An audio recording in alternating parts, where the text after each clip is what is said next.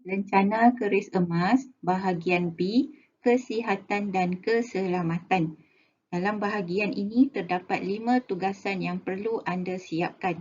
Tugasan yang pertama, mengetahui sekurang-kurangnya 5 peraturan hidup sihat dan bahagia. Kedua, mengetahui bagaimana mengatasi sakit selsema dan menjauhinya. Ketiga, mengetahui maksud pertolongan cemas dan cara mendapatkan bantuan kecemasan. Keempat, mengetahui bagaimana membuat anduh kepala, anduh tangan, anduh tapak tangan, anduh lutut dan anduh kaki. Kelima, tugasan yang terakhir ialah menghasilkan sebuah buku skrap dari media surat khabar, majalah atau internet yang ada mesej anti dadah atau bahaya merokok atau keracunan makanan. Tugasan yang pertama iaitu mengetahui 5 peraturan hidup sihat. Yang pertama, minum air secukupnya. Minum banyak air suam atau air mineral untuk membantu membuang toksin di dalam badan, menjaga kesihatan kulit dan juga membantu membakar kalori di dalam badan. Yang kedua, ambil diet yang sihat. Makan yang cukup tetapi bukan berlebihan. Ikutilah panduan yang terdapat di dalam piramid makanan. Cara yang terbaik dan mudah ialah makan ketika lapar dan berhenti sebelum kenyang. Bersenam. Bersenam baik untuk kesihatan fizikal dan rohani.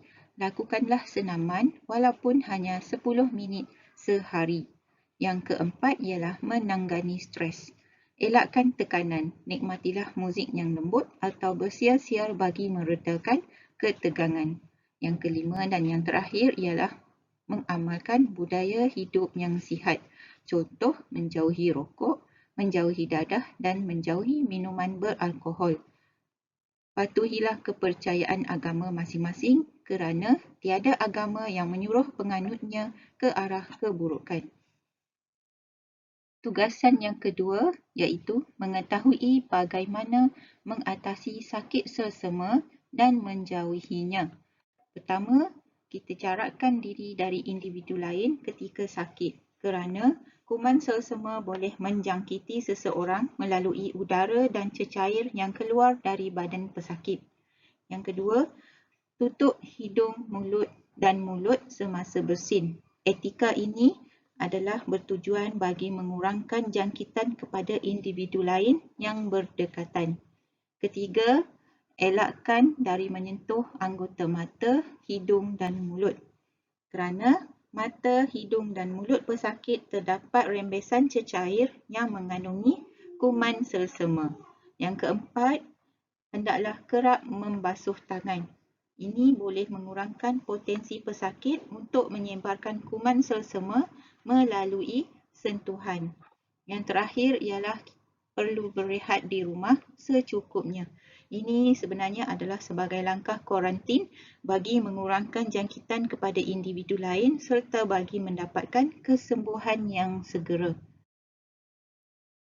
Tugasan yang ketiga ialah mengetahui maksud pertolongan cemas dan cara untuk mendapatkan bantuan kecemasan. Maksud pertolongan cemas ialah memberi bantuan kecemasan awal kepada mangsa sebelum tibanya pasukan ambulan atau pasukan perubatan. Cara untuk mendapatkan bantuan kecemasan ialah dengan menghubungi agensi-agensi yang berkenaan di kawasan yang berdekatan dengan anda. Misalnya, sekiranya anda berada di Putrajaya, anda boleh menghubungi sama ada Hospital Putrajaya atau Ibu Pejabat Polis Daerah Putrajaya atau Balai Bomba dan Penyelamat Daerah Putrajaya ataupun Angkatan Pertahanan Awam Putrajaya di talian yang tertera. Sekiranya anda berada selain daripada daerah Putrajaya, anda boleh dapatkan maklumat berikut daripada pemimpin di kumpulan anda masing-masing. Tugasan yang keempat ialah mengetahui bagaimana membuat anduh. Bagi membuat anduh, jenis ikatan yang digunakan dalam pertolongan cemas ialah ikatan buku sila. Cara membuat anduh yang pertama iaitu membuat anduh kepala. Pertama, kita lipatkan sedikit kain anduh dan letakkannya pada atas dahi mangsa dan biarkan bucu atas kain anduh berada di belakang kepala seperti gambar rajah yang pertama. Pegang kedua-dua hujung kain anduh dan silangkan ke belakang kepala, kemudian dibawa ke dahi dan diikat buku sila. Seterusnya, lipat kain lebihan di belakang untuk lebih kemas. Cara membuat anduh yang kedua iaitu anduh pergelangan tapak tangan. Pertama, letakkan tapak tangan yang cedera di atas kain anduh, kemudian tarik dan letakkan bucu atas kain anduh di atas tangan. Silangkan kedua-dua hujung bucu kain anduh di atas dan di bawah seperti gambar rajah 2. Ikatan buku sila kemudiannya diikat pada atas pergelangan tangan seperti yang ditunjukkan di dalam gambar rajah di sebelah. Cara membuat anduh yang ketiga iaitu anduh bahagian lengan. Bucu atas kain anduh hendaklah diletakkan pada siku lengan yang tercedera, kemudian ikatan buku sila diikatkan pada atas bahu. Bucu atas kain anduh yang diletakkan pada siku tadi boleh dipinkan atau dilipat ke bahagian dalam supaya nampak lebih kemas. Cara membuat anduh yang keempat iaitu anduh bagi kecederaan bahagian lutut. Pertama, lipat sedikit kain dan letakkan di atas lutut yang cedera. Tarik kedua-dua hujung kain anduh melintasi bawah lutut, kemudian ikatkan buku sila pada bahagian atas lutut. Tutup ikatan tersebut dengan bucu atas kain anduh untuk lebih kemas. Yang terakhir, yang kelima, ialah membuat anduh bagi kecederaan bahagian tapak kaki. Pertama, kita letakkan tapak kaki yang cedera di atas kain anduh, kemudian tarik dan letakkan bucu atas kain anduh di atas kaki. Silangkan kedua-dua bucu hujung kain anduh di atas dan ke bawah. Ikatan buku sila diikat pada belakang tumit jika terdapat kecederaan pada bahagian kaki yang perlu dibalut. Seterusnya, tugasan terakhir, tugasan yang kelima ialah menghasilkan sebuah buku skrap. Gambar berikut menunjukkan bahan dan alatan yang boleh anda gunakan untuk menghasilkan sebuah buku skrap. Anda boleh gunakan kertas A4 sama ada yang berwarna putih atau berwarna. Boleh gunakan fail. Anda boleh hiaskan menggunakan pensel warna ataupun krayon. Terdapat 3 tema. Tema pertama, anti dadah, bahaya merokok dan keracunan makanan. Anda boleh pilih salah satu daripada 3 tema berikut. Sumber maklumat boleh diperolehi daripada surat khabar ataupun majalah ataupun internet. Sekiranya anda mendapatkan sumber maklumat daripada internet, anda hendaklah merekodkan alamat URL tersebut.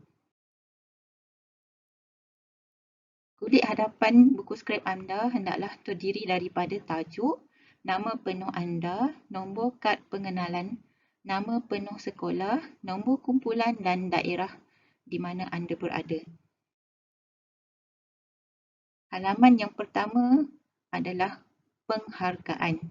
Penghargaan ini merujuk kepada penghargaan kepada mereka yang telah membantu anda dalam menyiapkan buku skrap ini.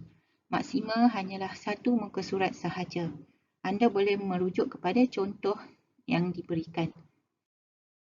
Halaman yang kedua ialah isi kandungan. Halaman ini mencatatkan isi kandungan keseluruhan buku skrap anda dan dibuat maksima 1 muka surat sahaja. Halaman yang ketiga ialah untuk pendahuluan. Pendahuluan kepada tema buku skrap hendaklah dibuat maksima dalam 1 muka surat sahaja dan bahagian pendahuluan ini menceritakan secara ringkas keseluruhan isi kandungan buku skrap anda. Anda boleh gunakan panduan yang di sebelah sebagai rujukan dalam menghasilkan pendahuluan anda. Halaman yang keempat sehingga halaman yang ke-8 ialah isi penting. Isi penting buku skrap ini dibuat maksima 5 muka surat sahaja. Sebagai contoh, bagi tajuk keracunan makanan, Halaman yang pertama menerangkan tentang maksud keracunan makanan. Halaman yang kedua, punca berlakunya keracunan makanan. Halaman yang ketiga tentang tanda-tanda keracunan makanan. Halaman yang keempat, kaedah rawatan apabila berlakunya keracunan makanan. Dan halaman yang kelima, langkah-langkah pencegahan daripada berlakunya keracunan makanan. Contoh halaman yang keempat, isi penting yang pertama iaitu maksud keracunan makanan, dan isi penting yang kedua, punca berlakunya keracunan makanan. Halaman yang kelima, contoh di sini ialah isi penting yang ketiga iaitu gejala keracunan makanan. Halaman yang keenam, isi penting yang keempat iaitu kaedah rawatan keracunan makanan. Isi penting yang kelima pada halaman yang ketujuh iaitu langkah-langkah pencegahan daripada berlakunya keracunan makanan.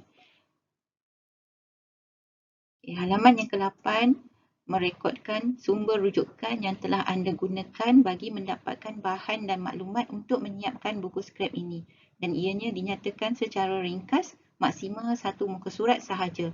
Sebagai contoh, sekiranya anda menjalankan temubual, anda hendaklah merekodkan orang sumber seperti nama, umur dan alamat. Sekiranya anda melakukan lawatan ke tempat kajian, rekodkan lokasi lawatan tersebut. Sekiranya anda menggunakan buku-buku ilmiah sebagai rujukan, rekodkan tajuk buku ilmiah tersebut. Sekiranya anda menggunakan internet sebagai sumber rujukan, rekodkan alamat URL internet tersebut. Halaman yang ke-9 merupakan penutup kepada buku skrip anda. Nyatakan kesimpulan secara keseluruhan daripada mula sehingga tamat proses menghasilkan buku skrip ini. Maksimal hanyalah 1 muka surat sahaja. Gambar sebelah merupakan contoh bagi menghasilkan penutup ataupun rumusan. Sekian.